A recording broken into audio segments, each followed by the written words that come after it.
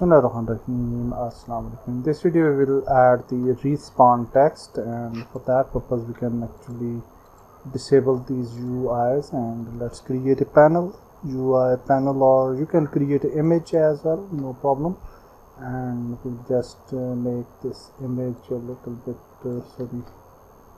bigger, something like this, and we'll just place it here. Let's make it bigger, and then we'll just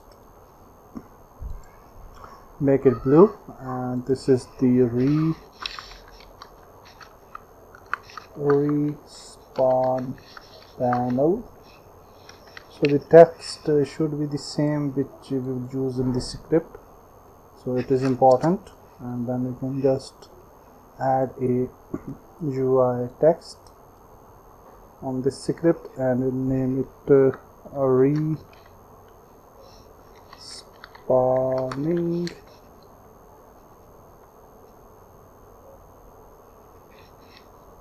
in, and let's move this text. Before that I will just make it white so it should be visible, and then we can make it 36 maybe. Also we can make it middle, and now you can see we have a nice text. So here we can make it respawning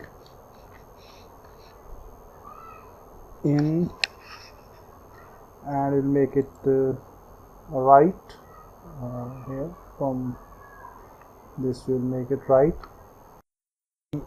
We will just create another text, and this is 3, and we can make it time maybe. So now we can just make it a left align, and then we can just move it to somewhere here. I will also make it a little bit more bigger, so 48 maybe, or maybe 60, like this. Yeah, it looks better, and definitely you can make it bold. And also for the respawning text, I think we can make it 42. So for the time we'll make it 72, bigger. Okay, so that's great. Initially we will keep this respawning panel enabled, but on this we will add a script, and that is respawn timer script, which we already have written. And here in the spawn time we will drag drop this time over here. Okay, now initially we will uncheck this respawn timer script. Okay, so we will disable it, and now let's see what is happening there in the respawn text script. So we can double click on this, and here you can see that we are including UI, then spawn time, public text, then we are on enable, we are starting a coroutine, and in coroutine we are actually running the time 3, 2, 1, and then after that we are making this game object dot get active false. Okay, so this timer will be false after that. And now we will go to the player controller, and in the player controller we will add this public game object. Actually we can add a private game object, no need for public, and that is respawn panel.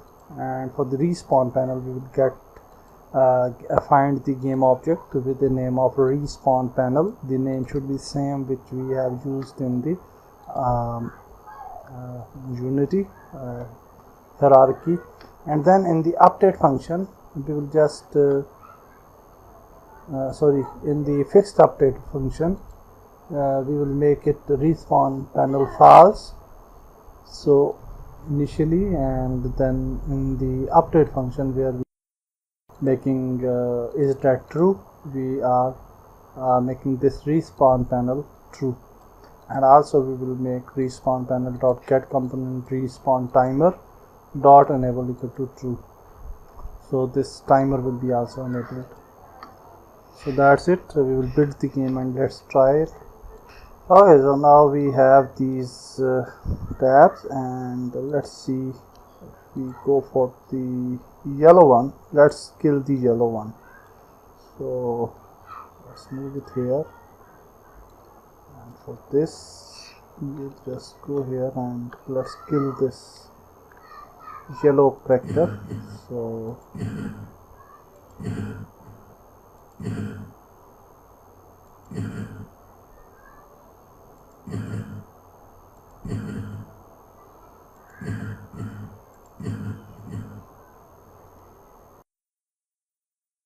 and you can see respawning text over here. Okay, so that's great, it's working. In next video we'll move further. Goodbye.